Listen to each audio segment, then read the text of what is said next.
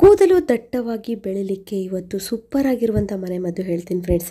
ಈ ಮನೆಮದ್ದು ಮಾಡೋದ್ರಿಂದ ಹೇರ್ ಫಾಲ್ ಇಮಿಡಿಯೇಟ್ ಆಗಿ ಕಂಟ್ರೋಲ್ ಆಗುತ್ತೆ. ಜೊತೆಗೆ ಕೂದಲು ಉದುರಿದ ಜಾಗದಲ್ಲಿ ಮತ್ತೆ ಹೇರ್ ರೀಗ್ರೋತ್ ಆಗುತ್ತೆ. ಅಷ್ಟು ಚೆನ್ನಾಗಿ ಕೆಲಸ ಮಾಡುತ್ತೆ. ಇದಂತೂ ನನ್ನ ಫೇವ್ರೆಟ್ ಮನೆಮದ್ದು ಅಂತ ಹೇಳ್ತೀನಿ ಫ್ರೆಂಡ್ಸ್. ನನಗಂತೂ ತುಂಬ ಚೆನ್ನಾಗಿ ಇದು ಕೆಲಸ ಮಾಡಿದೆ. ಹಾಗಾದರೆ ಬನ್ನಿ ಈ ಮನೆಮದ್ದು ಹೇಗೆ ಮಾಡೋದು ಅಂತ ನೋಡೋಣ. ಅದಕ್ಕೂ ಮೊದಲು hello friends, welcome to Geetha Samsara Sante. ಯಾರು ನನ್ನ ಚಾನಲ್ನ ಹೊಸಬ್ರು ಇನ್ನೂ ಸಬ್ಸ್ಕ್ರೈಬ್ ಮಾಡ್ಕೊಂಡಿಲ್ಲ, ಪ್ಲೀಸ್ ಇವಾಗಲೇ ನನ್ನ ಚಾನಲ್ನ ಸಬ್ಸ್ಕ್ರೈಬ್ ಮಾಡ್ಕೊಳ್ಳಿ. ಜೊತೆಗೆ ನನ್ನ ವಿಡಿಯೋಗಳು ನೋಟಿಫಿಕೇಶನ್ ನಿಮ್ಗೆ ಬರ್ತಾ ಇಲ್ಲ ಅಂತ ಹೇಳ್ತಾ ಇದ್ದೀರಾ, ಹಾಗಾಗಿ ಸಬ್ಸ್ಕ್ರೈಬ್ ಮಾಡ್ಕೊಳ್ಳೋದ್ರ ಜೊತೆಗೆ ಪಕ್ಕದಲ್ಲಿ ಒಂದು ಬೆಲ್ ಐಕನ್ ಇರುತ್ತೆ, ಅದನ್ನು ಪ್ರೆಸ್ ಮಾಡಿ. ಆವಾಗ ನನ್ನ ಎಲ್ಲ ವಿಡಿಯೋಗಳ ನೋಟಿಫಿಕೇಶನ್ ನಿಮಗೆ ಫಸ್ಟ್ ತಲುಪುತ್ತೆ. ತುಂಬಾ ಹೇರ್ ಫಾಲ್ ಆಗ್ತಾ ಇದೆ, ಏನು ಮಾಡಿದ್ರು ಹೇರ್ ಫಾಲ್ ಕಂಟ್ರೋಲಿಗೆ ಬರ್ತಿಲ್ಲ ಅಂತೇಳಿ ನೀವು ಕಮೆಂಟ್ಸಲ್ಲಿ ತಿಳಿಸಿದ್ರಿ. ಇದನ್ನು ಚಿಕ್ಕವರು ವಯಸ್ಸಾದವರು ಪ್ರತಿಯೊಬ್ಬರು ಯೂಸ್ ಮಾಡಲೇಬೇಕು, ಅಷ್ಟು ಚೆನ್ನಾಗಿ ಇದು ಕೆಲಸ ಮಾಡುತ್ತೆ ಫ್ರೆಂಡ್ಸ್. ಫಸ್ಟು ನಾನು ಎರಡೇ ಪದಾರ್ಥವನ್ನು ತಗೊಂಡು ಒಂದು ಹೇರ್ ಆಯಿಲನ್ನು ತಯಾರಿ ಮಾಡೋದು ಹೇಳ್ತೀನಿ. ಜೊತೆಗೆ ಕೂದಲ ಆರೋಗ್ಯಕ್ಕೆ ಒಂದು ಹೇರ್ ಟಾನಿಕನ್ನು ಹೇಳ್ತೀನಿ, ಅದು ತುಂಬ ಚೆನ್ನಾಗಿ ಕೆಲಸ ಮಾಡ್ತೀವಿ. ಇವೆರಡನ್ನೂ ನೀವು ಇಮಿಡಿಯೇಟಾಗಿ ನಾವು ತಯಾರಿ ಮಾಡ್ಕೊಳ್ಬೋದು, ಅಷ್ಟೇ ಎಫೆಕ್ಟಿವ್ ಆಗಿ ವರ್ಕ್ ಆಗುತ್ತೆ. ಹೇರ್ ಆಯಿಲನ್ನು ಹೇಳ್ತೀನಿ. ಇದಕ್ಕೆ ಎರಡೇ ಪದಾರ್ಥ ಸಾಕು. ನೋಡಿ, ನಾನಿಲ್ಲಿ ಅಲ್ವೇರವನ್ನು ತೊಗೊಂಡಿದ್ದೀನಿ. ಫ್ರೆಶ್ ಆದಂಥ ಅಲ್ವೇರ ತೊಗೊಳ್ಳಿ. ನೋಡಿ, ಈ ಅಲ್ವೇರವನ್ನು ನಾವು ಸಿಪ್ಪೆ ತೆಗೆದು ಅದರಲ್ಲಿರುವ ಜೆಲ್ ಆದರೆ ಸಾಕಾಗುತ್ತೆ. 2 ಸ್ಪೂನ್ ಅಲ್ವೇರ ಜೆಲ್ ಸಿಕ್ಕರೆ ಸಾಕಾಗುತ್ತೆ ನಮಗೆ ಫ್ರೆಂಡ್ಸ್. ಅಲ್ವೇರವಂತೂ ಗೊತ್ತೇ ಇದೆ, ನಮ್ಮ ಕೂದಲ ಬೆಳವಣಿಗೆಗೆ ತುಂಬಾ ಒಳ್ಳೆಯದು. ಯಾವುದೇ ರೀತಿಯ ಕೂದಲ ಬುಡದಲ್ಲಿ ಅಂದರೆ ಸ್ಕ್ಯಾಲ್ಪಲ್ಲಿ ಇನ್ಫೆಕ್ಷನ್ ಆದರೆ ಮೊದಲನೇದಾಗಿ ಅದು ಕಡಿಮೆ ಮಾಡುತ್ತೆ. ಅದ್ರ ಜೊತೆಗೆ ನಮ್ಮ ಹೇರನ್ನು ಸಾಫ್ಟಾಗಿ ಮತ್ತು ಶೈನಿಂಗ್ ಆಗಿರಲಿಕ್ಕೆ ಅಲ್ವೇರ ತುಂಬ ಒಳ್ಳೆಯದು. ಇಂತಹ ಅದ್ಭುತವಾದಂಥ ಗುಣ ಇರುವಂಥ ಅಲ್ವೇರವನ್ನು ನಾವು ಫ್ರೆಶ್ ಆದಂಥ ಅಲ್ವೇರ ತೊಗೊಳ್ಬೇಕು ಅಂದರೆ ಅಲ್ವೇರವನ್ನು ನಾವು ಕಟ್ ಮಾಡಿ ಅರ್ಧ ಗಂಟೆ ಹಾಗೆ ಅದನ್ನು ಸ್ಟ್ರೈಟಾಗಿ ನಿಲ್ಲಿಸ್ಬೇಕು, ಉಲ್ಟಾ. ಆವಾಗ ಅದರಿಂದ ಯೆಲ್ಲೋ ಕಲರ್ ಲಿಕ್ವಿಡ್ ಬರುತ್ತೆ. ಅದು ಹೋದ್ಮೇಲೆ ನಾವು ಅಲ್ವೇರವನ್ನು ಈ ರೀತಿ ನೋಡಿ ನಾವು ಬಿಡಿಸ್ಕೊಳ್ಬೇಕು, ಅಂದರೆ ಅಲ್ವೇರವನ್ನು ತಕ್ಕೊಳ್ಬೇಕು. ನೀವು ನೋಡ್ತಿದ್ರಲ್ಲ ವಿಡಿಯೋದಲ್ಲಿ. ನೆಕ್ಸ್ಟ್ ನಾವು ಇದಕ್ಕೆ ಹರಳೆಣ್ಣೆಯನ್ನು ಸೇರಿಸ್ಕೊಳ್ಳೋಣ. ಇಲ್ಲಿ ನಾನು 2-3 ಸ್ಪೂನ್ ಆಗುವಷ್ಟು ಹರಳೆಣ್ಣೆನ ತೊಗೊಂಡಿದ್ದೀನಿ. ಇಲ್ಲಿ ಬರೀ 2 ಪದಾರ್ಥ, ಒಂದು ಅಲ್ವೇರ ಜೆಲ್ ಮತ್ತು ಹರಳೆಣ್ಣೆ. ಒಂದು ವೇಳೆ ಯಾರಿಗೆ ಈ ಮನೇಲಿ ಬೆಳೆದಂಥ ಅಲ್ವೇರ ಸೂಟ್ ಆಗೋದಿಲ್ಲ ಅಂತ ಅಂದರೆ ಕೆಲವರಿಗೆ ಅಲರ್ಜಿ ಆಗುವಂಥ ಸಾಧ್ಯತೆ ಇರುತ್ತೆ. ತುಂಬ ಬೆರಳೆಣಿಕೆಯಷ್ಟು ಜನಕ್ಕೆ ಮಾತ್ರ ಹಾಗಾಗತ್ತೆ. ಅಂಥವರು ಅಲ್ವೇರ ಜೆಲ್ ಮಾರ್ಕೆಟಲ್ಲಿ ಸಿಗುತ್ತಲ್ಲ, ಅದನ್ನು ಕೂಡ ಯೂಸ್ ಮಾಡ್ಕೊಳ್ಬೋದು.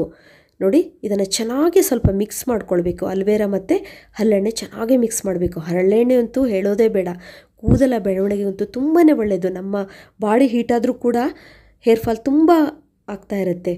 ಅಂಥವರಿಗೆ ಇದು ರಾಮಬಾಣವಾಗಿ ಕೆಲಸ ಮಾಡುತ್ತೆ. ಮತ್ತು ಕೂದಲ ಬುಡವನ್ನು ಸ್ಟ್ರಾಂಗ್ ಮಾಡಲಿಕ್ಕೆ ಮತ್ತು ಡ್ಯಾಂಡ್ರಫ್ ಆಗದಂತೆ ತಡೆಗಟ್ಟುತ್ತೆ. ಮತ್ತು ಕೂದಲು ಕಪ್ಪಾಗ್ಲಿಕ್ಕೆ ಕೂಡ ಇದು ತುಂಬ ಒಳ್ಳೆಯದು. ಹರಳೆಣ್ಣೆ ಹೇರ್ ಫಾಲ್ ಕಂಟ್ರೋಲ್ ಮಾಡೋಕ್ಕೆ ಸೂಕ್ತವಾದ ಆಯಿಲ್ ಅಂತ ಹೇಳ್ಬೋದು.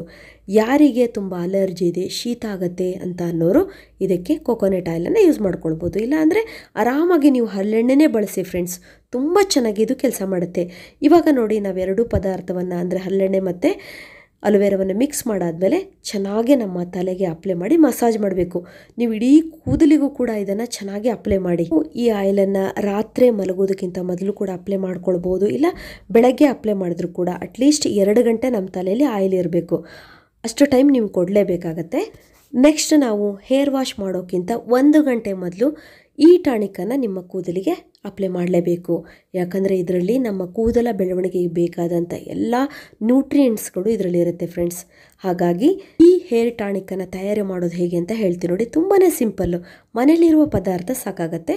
ಇಲ್ಲಿ ನಾನು 1 ಗ್ಲಾಸ್ ನೀರನ್ನು ಒಂದು ಪಾತ್ರೆಗೆ ಹಾಕ್ಕೊಳ್ತಾ ಇದ್ದೀನಿ. ನೋಡಿ, ಇದಕ್ಕೆ ಮೆಂತ್ಯನ ಹಾಕೊಳ್ಳೋಣ. ಮೆಂತ್ಯ ಅಂತೂ ಗೊತ್ತೇ ಇದೆ, ನಮ್ಮ ಕೂದಲ ಬೆಳವಣಿಗೆಗೆ ತುಂಬಾ ಒಳ್ಳೆಯದು. ಕೂದಲಲ್ಲಿ ಯಾವುದೇ ರೀತಿಯ ಸಮಸ್ಯೆ ಆಗಿದ್ರೂ ಅದನ್ನು ಕಡಿಮೆ ಮಾಡುತ್ತೆ. ಹೊಟ್ಟಾಗಿದ್ರೂ ಕಡಿಮೆ ಮಾಡುತ್ತೆ, ಸ್ಪ್ಲಿಟ್ ಎಂಡ್ ಹೇರ್ ಆಗಿದ್ರೂ ಕಡಿಮೆ ಮಾಡುತ್ತೆ. ಕೂದಲು ಒಂಥರ ಡ್ರೈ ಆಗಿರುತ್ತೆ ಕೆಲವರಿಗೆ, ಅದೆಲ್ಲ ಕಡಿಮೆ ಆಗುತ್ತೆ. ನಮ್ಮ ಕೂದಲು ಸ್ಟ್ರಾಂಗ್ ಆಗಲಿಕ್ಕೆ ಕೂಡ ಮೆಂತ್ಯ ತುಂಬಾ ಒಳ್ಳೆಯದು. ಹಾಗಾಗಿ ನಾನಿಲ್ಲಿ 2 ಸ್ಪೂನ್ ಮೆಂತ್ಯನ ನಾನು ಹಾಕ್ಕೊಳ್ತಾ ಇದ್ದೀನಿ. ನೋಡಿ, ಬೇಕಾದರೆ ನೀವು ಕೂದಲು ಲಾಂಗ್ ಇತ್ತು ಅಂದರೆ 3 ಸ್ಪೂನ್ ಬೇಕಾದರೆ ಹಾಕ್ಕೊಳ್ಬೋದು. ಮನೆಯಲ್ಲಿ ಜಾಸ್ತಿ ಮೆಂಬರ್ ಇದ್ದರೂ ಕೂಡ ನೀವು ಇದನ್ನು ಜಾಸ್ತಿ ಮಾಡ್ಕೊಳ್ಬೋದು. ನೆಕ್ಸ್ಟ್ ನಾನಿಲ್ಲಿ 5 ಲವಂಗವನ್ನು ಸೇರಿಸ್ತಾ ಇದ್ದೀನಿ. ಲವಂಗವಂತೂ ನಮ್ಮ ಕೂದಲು ಫಾಸ್ಟಾಗಿ ಬೆಳಿಲಿಕ್ಕೆ, ಅಂದರೆ ತುಂಬ ಜನಕ್ಕೆ ಕೂದಲು ಉದ್ದ ಇರುತ್ತೆ ಆದರೆ ದಟ್ಟವಾಗಿರೋಲ್ಲ, ತುಂಬ ತೆಳುವಾಗಿರುತ್ತೆ. ಕೂದಲು ದಟ್ಟವಾಗಿ ಬೆಳಿಲಿಕ್ಕೆ, ಕೂದಲು ಡೆನ್ಸಿಟಿ ಹೆಚ್ಚಾಗಲಿಕ್ಕೆ ಈ ಲವಂಗ ತುಂಬ ಒಳ್ಳೆಯದು. ನೆಕ್ಸ್ಟ್ ನಾವು ಸೂಪರ್ ಆಗಿರೋ ಒಂದು ಎಲೆಯನ್ನು ಯೂಸ್ ಮಾಡೋಣ. ಅದು ಯಾವುದು ಅಂತ ನಿಮಗೆಲ್ಲ ಗೊತ್ತೇ ಇದೆ, ಕರಿ ಲೀವ್ಸ್ ಅಥವಾ ಕರಿಬೇವಿನ ಎಲೆ ಇದಂತೂ ನಮ್ಮ ಕೂದಲ ಬೆಳವಣಿಗೆಗೆ ತುಂಬಾ ಒಳ್ಳೆಯದು. ನಮ್ಮ ಕೂದಲು ಬೆಳೆಯಲು ಬೇಕಾದಂಥ ಐರನ್ ಅಂಶವನ್ನು ಇದು ನಮ್ಮ ಕೂದಲ ಬುಡಕ್ಕೆ ಒದಗಿಸುತ್ತೆ.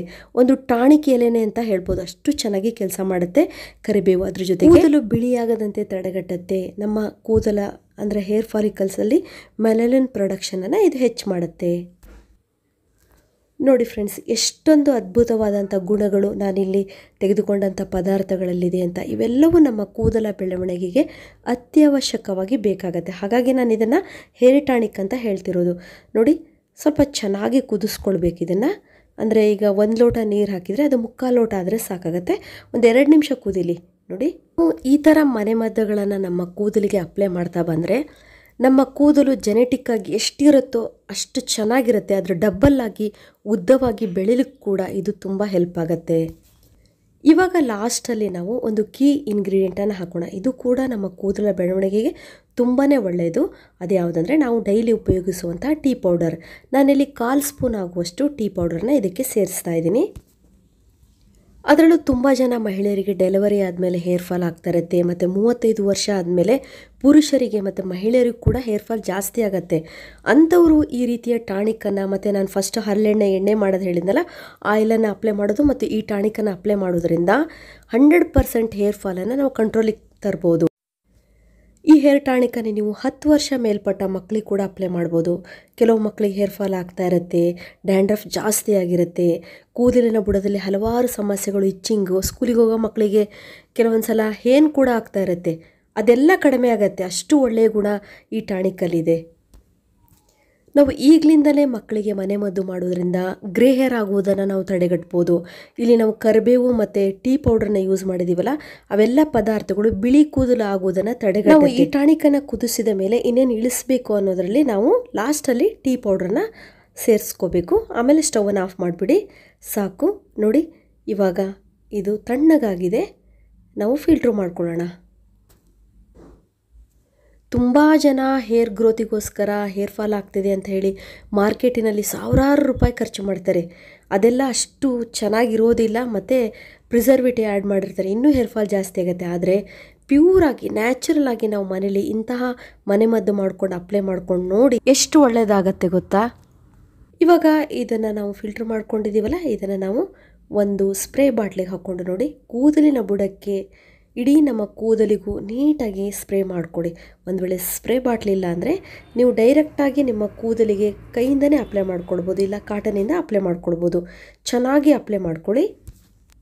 ಹೀಗೆ ಫಸ್ಟು ಎಣ್ಣೆಯನ್ನು ಹಾಕ್ಕೊಳ್ಳೋದು, ಆಮೇಲೆ ಈ ಟಾನಿಕನ್ನು ನೀಟಾಗಿ ನಾವು ಅಪ್ಲೈ ಮಾಡ್ಕೊಂಡಾದಮೇಲೆ 1 ಗಂಟೆ ಬಿಟ್ಟು ಹೇರ್ ವಾಶನ್ನು ಮಾಡಿಕೊಡಿ. ವಾರಕ್ಕೆ 2 ಸಲ ಈ ಮೆಥಡನ್ನು ಫಾಲೋ ಮಾಡಿ. ಆಗಲಿಲ್ವಾ, ವಾರಕ್ಕೆ 1 ಸಲನಾದರೂ ಈ ಮೆಥಡನ್ನು ಫಾಲೋ ಮಾಡಿ. 4 ವಾರ ನೀವು ಈ ಥರ ಮನೆಮದ್ದು ಮಾಡಿ ನೋಡಿ, ನಿಮ್ಮ ಕೂದಲು ದಟ್ಟವಾಗಿ ಉದ್ದವಾಗಿ ಬೆಳೆಯುತ್ತೆ ಫ್ರೆಂಡ್ಸ್.